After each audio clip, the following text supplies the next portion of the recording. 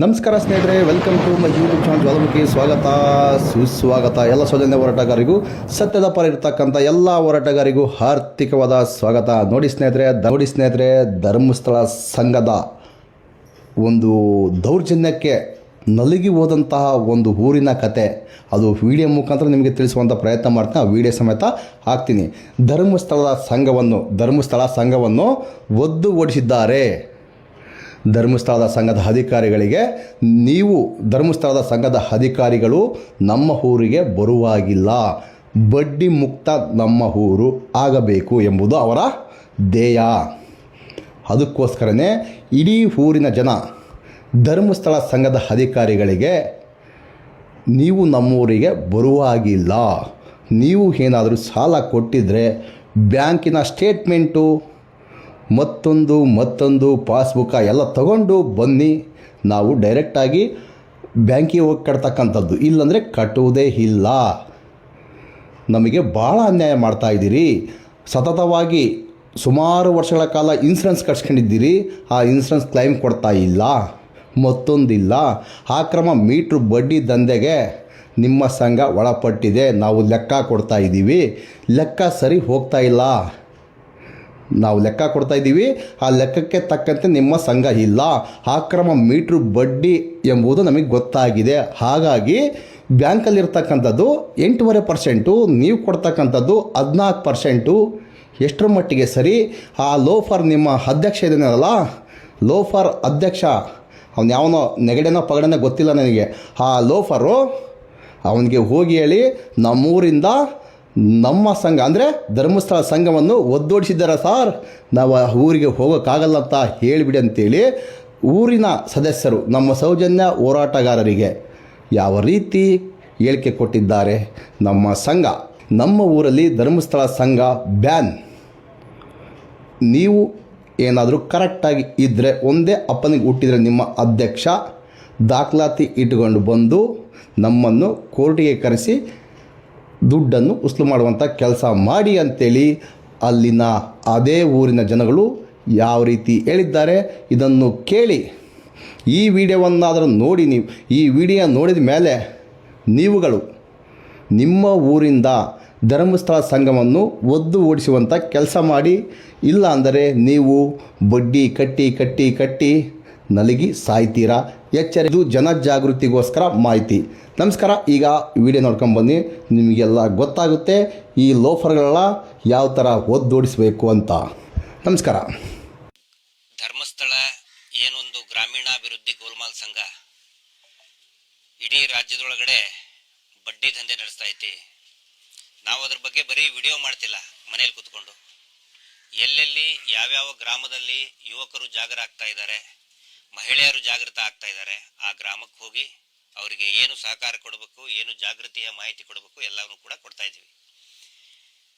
ಇವರೇನು ನಿನ್ನೆ ತಾನೇ ಸೌದತ್ತಿ ಯಲ್ಲಮ್ಮನ ಕ್ಷೇತ್ರ, ಅದು ಆ ಕ್ಷೇತ್ರದಲ್ಲಿ ಮಹೇಶ್ ಶೆಟ್ಟಿ ತಿಮ್ರೋಡಿ ಅವರ ವಿರುದ್ಧ ಮಾನನಷ್ಟ ಮೊಕದ್ದಮೆ ಹಾಕಿದ್ರು. ನಾನು ಯಾರು ಅತ್ಯಾಚಾರಿಗಳು ಆ ಕೇಸ್ಗಳನ್ನು ಹಾಕ್ತಾ ಇದ್ದೀರಿ ಅವ್ರಿಗೆ ಹೇಳ್ತಾ ಇದ್ದೀನಿ, ನೀವು ಎಲ್ಲೆಲ್ಲಿ ಕೇಸ್ ಹಾಕ್ತಾ ಇದ್ದೀರಿ ಅಲ್ಲಲ್ಲಿ ನಿಮ್ಮ ಬೇರೆ ಏನಿದೆಯಲ್ಲ, ಅತ್ಯಾಚಾರಿಗಳು ಬೇರ್ ಬಿಟ್ಟಿದ್ದೀರಿ, ಮೀಟರ್ ಬಡ್ಡಿ ದಂಧೆ ಮಾಡ್ಕೊಂಡು ಬೇರ್ ಬಿಟ್ಟಿದ್ದೀರಿ, ಅವುಗಳ ಎಲ್ಲವನ್ನು ಕೂಡ ನಾವು ಕಿತ್ತು ಹಾಕುವಂತ ಕೆಲಸ ನಾವು ಮಾಡ್ತಾ ಇದ್ದೀವಿ. ಒಂದು ಬಿಟ್ಟು ಇನ್ನೂ ನೀವು 100 ಕೇಸ್ ಹಾಕಿ, ಯಾವ ಊರಿಗೆ ಹೋಗ್ತೀರಿ ಹೇಳಿ, ಯಾವ ಊರಲ್ಲಿ ಕೇಸ್ ಹಾಕ್ತೀರಿ ಆ ಊರಲ್ಲಿ ನಿಮ್ಮ ಬೇರನ್ನ ಕಿತ್ತೆಸಿತೀವಿ ನಾವು.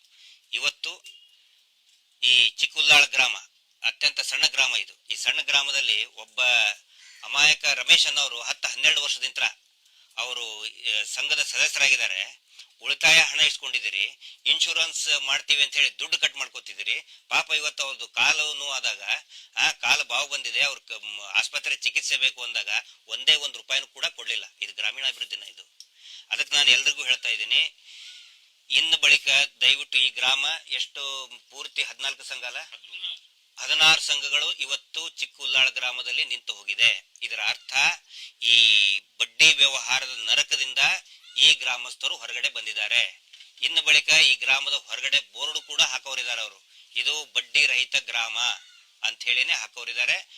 ಎಲ್ಲಾ ಗ್ರಾಮಸ್ಥರಿಗೆ ಮತ್ತು ಯುವಕರಿಗೆ ನಾನು ವಿನಂತಿ ಮಾಡ್ಕೊಳ್ತಾ ಇದ್ದೀನಿ, ಈ ಬ್ಯಾಂಕಿನ BC ಏಜೆಂಟ್ ಏನಿದೆ ದಯವಿಟ್ಟು ನೀವಾಗಿ, ನಿಮ್ಮಲ್ಲಿನೂ ಕೂಡ ಏನಂತ ಹೇಳಿದ್ರೆ ಒಂದು ಪ್ರತಿಭೆ ಇದೆಯಲ್ಲ, ನಿಮ್ಮ ಹತ್ರ ನೀವು ವಿದ್ಯಾವಂತರಿದ್ದೀರಲ್ಲ, ನೀವು ನಿಮ್ಮ ಕಾಲ ಮೇಲೆ ನಿಂತ್ಕೊಳ್ಳಿ.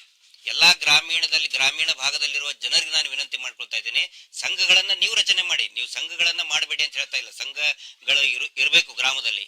ಆದ್ರೆ ಆ ಸಂಘಗಳು ನಿಮ್ಮ ಸ್ವಂತದ್ದಾಗಿರ್ಲಿ, ನಿಮ್ಮ ಗ್ರಾಮದ ಸಂಘಗಳಿರ್ಲಿ. ನೀವು ಯಾವ್ದೋ ಆ ದಣಿ ಧರ್ಮಸ್ಥಳದಲ್ಲಿ ಕುಂತಾಣಲ್ಲ, ದಣಿ ಬಂಗಲೆಯಲ್ಲಿ ಕುತ್ಕೊಂಡು ಅವರು ಲಾಭ ಮಾಡ್ಕೋತಾ ಇದ್ದಾರೆ, ಇದರಿಂದ ನಿಮ್ಗೇನು ಲಾಭ ಆಗ್ತಾ ಇಲ್ಲ. ನಾನು ಎರಡು ಪ್ರಶ್ನೆಗಳನ್ನ ಮತ್ತೆ ಕೇಳ್ತಾ ಇದ್ದೀನಿ. ಏನು ನೀವು ವಾರ ದುಡ್ಡನ್ನ ನೀವು ಕಟ್ಟಿದಿರಲ್ಲ, ಅದೇ ಪ್ರತಿ ತಿಂಗಳು ನೀವು ಬ್ಯಾಂಕಿಗೆ ಕಟ್ಟಿದ್ರೆ ನಿಮ್ಮ ಸಿಬಿಲ್ ಸ್ಕೋರ್ ಜಾಸ್ತಿ ಆಗ್ತಾ ಇಲ್ಲೋ? ಯಾರಾದ್ರೂ ವಿದ್ಯಾವಂತರು ನೀವು ಅರ್ಥ ಮಾಡ್ಕೊಳ್ಳಿ, ಬ್ಯಾಂಕಿಗೆ ಪ್ರಾಮಾಣಿಕವಾಗಿ ಸಾಲವನ್ನ ಕಟ್ಟಿದ್ರೆ ಸಿಬಿಲ್ ಸ್ಕೋರ್ ಜಾಸ್ತಿ ಆಗುತ್ತೆ, ಅವಾಗ ಮತ್ತೆ ನಿಮಗೆ ಸಾಲ ಸಿಗ್ತದೆ. ಇಲ್ಲಿ ನಿಮ್ಮ ಸಿಬಿಲ್ ಸ್ಕೋರ್ ಕೂಡ ಇಲ್ಲ ಅಂದ್ರೆ ಒಬ್ಬ ಬಿಸಿ ಏಜೆಂಟ್, ಧರ್ಮಸ್ಥಳ ಬಿಸಿ ಟ್ರಸ್ಟ್ ಅವ್ರ ಕೆಲಸ ಏನಾಗಬೇಕಿತ್ತು, ಗ್ರಾಹಕರಿಗೆ ಮತ್ತು ಬ್ಯಾಂಕ್ಗಳಿಗೆ ಸಂಪರ್ಕ ಕಲ್ಪಿಸಬೇಕಾಗಿತ್ತು. ಆದ್ರೆ ಇವ್ರು ಏನ್ ಮಾಡಿದ್ರು, ಬ್ಯಾಂಕಿಗೆ ಮತ್ತು ಗ್ರಾಹಕರಿಗೆ ಸಂಪರ್ಕನೇ ಇಲ್ಲದಂತೆ ಮತ್ತು ಇವರಿಗೆ ಬ್ಯಾಂಕಿನ ಅವಕಾಶ ವಂಚಿತರನ್ನಾಗಿ ಮಾಡಿಬಿಟ್ರು. ಯಾಕಂದ್ರೆ ಸಿಬಿಲ್ ಸ್ಕೋರ್ ಇನ್ಕ್ರೀಸ್ ಆಗಿದ್ರೆ ಇವರು ಸಾಲ ಸಿಗ್ತಿತ್ತು, ಸಿಬಿಲ್ ನಲ್ಲಿ ಎಂಟ್ರಿನೇ ಆಗ್ಲಿಲ್ಲ. ಬ್ಯಾಂಕ್ ಸ್ಟೇಟ್ಮೆಂಟ್ ಕೊಟ್ರೆ ಇನ್ನೂ ಹೆಚ್ಚುವರಿ ಸಾಲ ಕೊಡ್ತದೆ, ಬ್ಯಾಂಕಿಂದ 4% ಇದ್ರೆ ಕೊಡ್ತಾರೆ, ಅದಕ್ಕೆ ಸಬ್ಸಿಡಿ ಇರ್ತದೆ. ಸಬ್ಸಿಡಿ ಇದ್ರೆ ವಂಚಿತರನ್ನಾಗಿ ಮಾಡಿದ್ರು. ಸರ್ಕಾರದ ಯೋಜನೆಗಳಿದೆ, ಸರ್ಕಾರದ ಯೋಜನೆ ಕೂಡ ಇವ್ರು ಏನ್ ಮಾಡ್ತಾ ಇದ್ದಾರೆ, ಆ ಯೋಜನೆಗಳಿಂದ ಜನಸಾಮಾನ್ಯರಿಗೆ ವಂಚಿತರನ್ನಾಗಿ ಮಾಡ್ತಾ ಇದ್ದಾರೆ. ಅದಕ್ಕೆ ನಾನು ಹೇಳ್ತಾ ಇದ್ದೀನಿ, ಇದೆಲ್ಲವೂ ಕೂಡ ಕಣ್ಣು ಮುಂದೆ ಕಾಣ್ತಾ ಇದೆ ನೋಡಿ.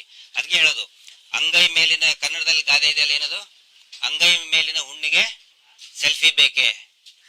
ಅಂಗೈ ಮೇಲೆ ಹುಣ್ಣಾಗಿದ್ರೆ ಸೆಲ್ಫಿ ತಕೊಂಡು ನೀವು ತೋರಿಸ್ಬೇಕಾ? ಕಣ್ಣೆದುರುಗಡೆನೆ ಕಾಣ್ತಾ ಐತೆ. ಮತ್ತೆ ಇವ್ರು ಹೇಳ್ತಾರೆ, ಗ್ರಾಮ ಬೇಕಾದ್ರೆ ನೀವು ಕೇಳಿಲ್ಲ ಏನಂತ ಹೇಳ್ತಾರಪ್ಪ ಇವರು, ಧರ್ಮಸ್ಥಳ ಮಂಜುನಾಥನ ಸಂಘ ಇದು, ನೀವು ದುಡ್ಡು ಕಟ್ಟಬೇಕು ಅಂತ ಹೇಳ್ತಾರೆ, ಹೌದಲ್ಲ?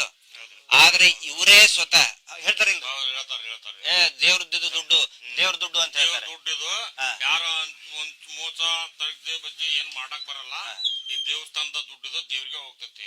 ಮತ್ ಮೊನ್ನೆ ವೀರೇಂದ್ರ ಹೆಗಡೆ ಅವರು ಹೇಳಿದ್ರಲ್ಲಪ್ಪ, ಧರ್ಮದರ್ಶಿಗಳು ಇದು ಬ್ಯಾಂಕಿನ ಕೊಟ್ಟಿದ್ದು ಸಾಲ ನಾವು ಮನ್ನಾ ಮಾಡಕ್ ಆಗಲ್ಲ ಅಂತ ಅವ್ರು ಹೇಳ್ತಾರೆ. ಅಂದ್ರೆ ಇದರಲ್ಲಿ ಎಷ್ಟು ಗೋಲ್ಮಾಲ್ ಇದೆ ಅಂತ ಅರ್ಥ ಮಾಡ್ಕೋಬೇಕು. ಅಂಗೈ ಮೇಲಿನ, ಅದಕ್ಕೆ ನಾನು ಹೇಳುದು, ಅಂಗೈ ಮೇಲಿನ ಹುಣ್ಣಿಗೆ ಸೆಲ್ಫಿ ಬೇಕೆ. ಅಂದ್ರೆ ಜನಗಳು ಕೂಡ ಇದನ್ನ ಅರ್ಥ ಮಾಡ್ಬೇಕು. ಸ್ವತಃ ಇವ್ರು ಹೇಳ್ತಾರೆ, ಸುಪ್ರೀಂ ಕೋರ್ಟಿಗೆ ಹೋಗಿ ಹೇಳ್ತಾರೆ, ಇದು ಧರ್ಮಸ್ಥಳ ಅನ್ನೋದು ಹಿಂದೂಗಳಿಗೆ ಸಂಬಂಧನೇ ಇಲ್ಲ, ಇದು ಜೈನರ ನಮ್ಮ ಸ್ವಂತ ಆಸ್ತಿ, ಹಿಂದೂಗಳು ಪೂಜೆ ಮಾಡುವಂಗಿಲ್ಲ, ಇದು ಧಾರ್ಮಿಕ ಸಂಸ್ಥೆ ಅಲ್ಲ ಅಂತ ಕದ್ದು ಮುಚ್ಚಿ ಕೋರ್ಟಿಗೆ ಅಫಿಡವಿಟ್ ಕೊಡ್ತಾರೆ. ಬಡ್ಡಿ ವಸೂಲಿ ಮಾಡ್ಬೇಕಾದ್ರೆ, ಈ ಅಮಾಯಕರ ಜನರ ಹತ್ರ ದುಡ್ಡು ಕೇಳ್ಬೇಕಾದ್ರೆ ಏನ್ ಹೇಳ್ತಾರೆ, ಇದು ನಮ್ಮ ಇದು ಹಿಂದೂ ದೇವಸ್ಥಾನಕ್ಕೆ ಅಪಮಾನ ಮಾಡ್ದಂಗೆ ಅಂತ ಹೇಳ್ತಾರೆ. ಅದಕ್ಕೆ ಇದನ್ನ ಜನರು ಕೂಡ ಜಾಗೃತಿ ಆಗ್ಬೇಕು. ಹೆಣ್ಮಕ್ಳದು ಗರ್ಭಚೀಲದ ಆಪರೇಷನ್ ಆತ್ರಿ, ಅವ್ರನ್ನು ಬೆಳಗ್ಗೆ ಹಾಕಿದೆ. ಹೀರಾಪುರ ದವಾಖಾನೆಗೆ ಹೋದ್ರೆ 10,000 to 12,000 ರೂಪಾಯಿ ಅಷ್ಟ ಬರ್ತದೆ ನೋಡಿ ಕಾರ್ಡಿಗೆ. ಅಂದ್ರೆ ಉಳ್ಕಿದ ದುಡ್ಡು ನೀವು ಕಟ್ಟಿದ್ರೆ ಆಪರೇಷನ್ ಮಾಡ್ತಾವಿಲ್ಲ, ಮಾಡಲ್ಲ. ನಮ್ ಕೈಗೆ ದುಡ್ಡು ಇಲ್ರಿ ಅಂದ್ವಿ. ಇಲ್ಲ ಅನ್ನೋದೇ ನಮ್ಮ ಆಗಲ್ಲ ಅಂದ್ರಲ್ಲ, ನಾವ್ ಬೇರೆ ಕಡೆ ಹೋಗಿ ಮತ್ತೆ ಆಪರೇಷನ್ ಮಾಡ್ಕೊಂಡ್ ಬಂದ್ರಿ. ನಾವು ಇದು ಗ್ರಾಮೀಣ ಅಭಿವೃದ್ಧಿನ, ಇದು ಗ್ರಾಮೀಣ ಅಭಿವೃದ್ಧಿನ ಅಥವಾ ಗೋಲ್ಮಾಲ್ ಗ್ರಾಮೀಣ ಸಂಘನ, ಇದು ಯಾವ್ದು ಅನ್ನೋದ ಗೊತ್ತಿಲ್ರಿ ನಮ್ಗ. ಕೊಟ್ಟ ಹಂಗ ಮಂಜುನಾಥ್ ಎಷ್ಟು ಖರ್ಚಾಯ್ತು ಇದಕ್ಕೊಂದು ಕಮ್ಮಿ ಅಂದ್ರೆ 1 3 ಲಕ್ಷದ ಮೇಲೆ ಹೋಗಿತ್ರಿ. ಏನಾಗಿದೆ ಈಗ ಏನಿಲ್ರಿ, ಆರಾಮಾಗಿದ್ರಿ. ಒಂದ್ ಸ್ವಲ್ಪ ಇಲ್ಲಿ ಒಂದ್ ಸ್ವಲ್ಪ ಬಾವು ಬುದ್ರಿ, ಇದು ಓಟ್ ಇಲ್ಲಿಂದ ಊಟಕ್ಕೆ ಹೋದ ನರ ಎಲ್ಲ ಬಂದ್ಬಿಟ್ರಿ, ಓಟ್ ಕಂಡ ಇಕ್ಕದಿಲ್ಲ ತೆಗದಾರ. 2-3 ಮಂದಿ ಹೊತ್ಕೊಂಡ್ ಗಾಡಿಗೆ ಹಾಕ, ಅಷ್ಟ ಅನ್ಯಾಚಾರ ಆಗಿದ್ರಿ. ಬಂದ್ ಕೇಳಿದ್ರ ನಮ್ಗಿಲ್ಲ ಅಂದ್ರಿ. ಹಳಬ್ರಲ್ಲ ಇವ್ರೆಲ್ಲ ಇದು ಮಾಡಿದ್ ನಮ್ಗೆ ಏನ್ ಗೊತ್ತಿಲ್ರಿತಾರ. ನಮ್ಗ ಸಾಹೇಬ್ರ ಒಂದ್ ದಿನ ಫೋನ್ ಮಾಡಿದ್ರ, ಇಲ್ಲಿ ಕುತ್ಕೊಂಡಿದ್ದೆ. ಸಾಹೇಬ್ರ ಯಾರು? ಅವ್ರು ಇಲ್ಲ ಧರ್ಮಸ್ಥಳ ಸಂಘದ ಎಸ್.ಪಿ. ಸಾಹೇಬ್ರು ಎಂದು ನಮ್ಮನ್ನ ಬೇಕರಿಗೆ ನೋಡಿದ್ರು. ಹೋಗುವಾಗ ರಮೇಶನಾರ ಆರಾಮದ್ರಿ, ಆರಾಮದನ್ರಿ ಅಂತಿದ್ದೀರಿ. ಅವತ್ ರಾತ್ರಿ ಕೇಳಿದಾಗ, ರಮೇಶ ಏನ್ ಮಾಡಕ್ ಕುತ್ಕೊಂಡ್ರಿ ಕುರ್ಚಿ ಮೇಲೆ ಅಂದೆ. ಮತ್ ದವಾಖಾನೆ ಹೆಂಗ ಆರಾಮಿದ್ಯಾ, ದವಾಖಾನೆ ತೋರ್ಸ್ಕೊಂಬಂದ್ಯಾ, ಡ್ರೆಸ್ಸಿಂಗ್ ಆತು, ಎಷ್ಟ್ ದಿನಕ್ಕೆ ಮೆಡಿಸಿನ್ರಿ, ಇಲ್ಲ ಅಂದ್ರೆ. ಯಾಕ ಇವತ್ ಕೇಳಕ್ ಕುಂತಿರಲ್ರಿ ಸರ್, ಎಂದ ಕೇಳ್ ಅಂತಾರ, ಮತ್ತೆ ಇವತ್ ಕೇಳಕ್ ಕುಂತಿರಲ್ಲ, ಏನೋ ಇದಕ್ಕೊಂದ್ ಕಾರಣ ಐತೇನ್ರಿ ಅಂದೆ.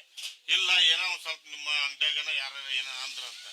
ಈ ಹುಡುಗ ಇನ್ನೊಂದ್ ಹುಡುಗ ಅವ್ರು ದುಡ್ಡು ಕಟ್ಸಕ್ ಬರ್ತಾರಲ್ರಿ, ಮೇಡಮ್ ಅಂತ, ಕಾವ್ಯ ಮೇಡಮ್ ಅಂತ ಇದ್ರಿ. ಅವ್ರಿಗೆ ಏನೋ ಒಂದ್ ಸ್ವಲ್ಪ ಆಗೈತಂತ್ರಿ, ಜಗಳ ಆತನತಿನ. ಇಲ್ಲ ನಾವು ದುಡ್ಡು ಕಟ್ಟಲ್ಲ, ಮತ್ತ ಅದ ಟ್ರೀಟ್ಮೆಂಟ್ ತಗೊಂಡ್ ಕೊಡೋದು, ಟ್ರೀಟ್ಮೆಂಟ್ ತಗೊಂಡ್ ಕೊಟ್ಟಿಲ್ಲಲ್ಲ ನೀವು ಅಂತೇಳಿ ಅಂದ್ರಿ. ಹಂಗಾರೆ ಏನೈತೆ ಗೊತ್ತಿಲ್ಲ ಬಿಡ್ರಿ ಸರ್ ಅಂತೇಳಿ ಅನ್ನತ್ತೆ ಕಟ್ ಮಾಡಿದ್ರು. ದುಡ್ಡು ಕಟ್ತೀರಾ ಇಲ್ವಾ ನೀವು? ಯಾರ್ರಿ ನೀವು? ದುಡ್ಡು ಕಟ್ಟಲ್ಲ ಅಲ್ಲಲ್ರಿ, ಮತ್ತೆ ಎಲ್ಲರೂ ಬಂದ್ ಮಾಡಿದ್ರೆ ನಾವು ಬಂದ್ ಮಾಡ್ಲೇಬೇಕಲ್ರಿ. ಈಗ ಇಡೀ ಊರು ಸಮಾಜಕ್ಕೆ ನಾವು ಬಂದ್ ತೊಟ್ಟವಲ್ರಿ, ಹೌದಲ್ರಿ? ಒಗ್ಗಟ್ಟಿಂದ ಇರ್ಬೇಕಾಗತ್ತೆ. ಅದಕ್ಕೆ ಈಗ ಅವ್ರು ಏನ್ ಮಾಡ್ತಾರ ಅದ್ ನಾವು ಸಿದ್ಧರಿ. ಆಮೇಲೆ ಇನ್ನೊಂದು ನಾನು ಹೇಳೋದು, ಈಗ ಒಬ್ಬವನು ಪಾಪ ಸಹಾಯಕ ಇರ್ತಾನ, ಅವನು ಕಟ್ಟಕ್ ಆಗಲ್ಲ. ನೀವು ಉಳಿದವರು ಕೂಡ ನಾನು ಎಲ್ಲಾ ಜನರಿಗೂ ಎಲ್ಲಾ ಗ್ರಾಮದವ್ರಿಗೂ ನಾನು ಹೇಳ್ತಾ ಇದ್ದೀನಿ, ಪಾಪ ಒಬ್ರು ಇಬ್ರಿಗೂ ಕಟ್ಟಕ್ಕಾಗಲ್ಲ. ಇವ್ರು ಏನ್ ಮಾಡ್ತಾ ಇದಾರೆ, ನೀವು ಊರ್ ಒಳಗಡೆನೆ ಹೊಡೆದಾಡ ಹಚ್ಚಕ್ಕೆ ಹೋಗ್ಲೇ ನೀವು ಅವ್ರ ಮನೆ ಮುಂದೆ ಹೋಗಿ ವಸೂಲಿ ಮಾಡ್ರಿ ಅಂತೇಳಿ. ದಯವಿಟ್ಟು ನಾನು ನಿಮಗೆ ಕೈ ಮುಗಿದು ವಿನಂತಿ ಮಾಡ್ಕೊಳ್ತಾ ಇದ್ದೀನಿ, ನೀವು ಇನ್ನೊಬ್ಬರ ಮನೆಗೆ ಹೋಗಿ ದುಡ್ಡು ಕಟ್ಟ್ರಿ ಅಂತ ಬೇರೆಯವ್ರು ಹೇಳ್ಬೇಡ್ರಿ. ಊರು ಒಗ್ಗಟ್ಟಾಗ ಈಗ ವಿಡಿಯೋ ನೋಡ್ಕೊಂಡು ಬಂದ್ರಲ್ಲ, ನಿಮಗೇನು ಅನ್ಸುತ್ತೆ ಹೇಳಿ? ಈ ಲೋಫರ್ ಸಂಘದಲ್ಲಿ ಕರೆಕ್ಟಾಗಿ ನಡೀತಾ ಇದೆಯಾ? ಇಲ್ಲ. ಅದಕ್ಕೋಸ್ಕರ ನಾವು ಬಾಯಿ ಬಿಡ್ಕೊಳ್ತಕ್ಕಂಥದ್ದು. ನಿಮಗೋಸ್ಕರ ಜನ ಜಾಗೃತರಾಗಿ ನಿಮ್ಮ ದುಡ್ಡನ್ನು ನೀವಿಟ್ಕೊಳ್ಳಿ, ಬುದ್ಧಿವಂತರಾಗಿ. ಇದರಿಂದ ನಮಗೇನು ಬರುವುದಿಲ್ಲ, ನಿಮ್ಮ ದುಡ್ಡಿಗೆ ನೀವು ಜವಾಬ್ದಾರರು. ಅದಕ್ಕೋಸ್ಕರ ಹೇಳ್ತಕ್ಕಂಥದ್ದು. ಯಾವ ಸಿವಿಲ್ ಸ್ಕೋರ್ ಜಾಸ್ತಿ ಆಗ್ತಾ ಇದೆ ಹೇಳಿ? ಸಿವಿಲ್ ಸ್ಕೋರ್ ಇಲ್ಲ, ಬದನೆಕಾಯಿ ಇಲ್ಲ.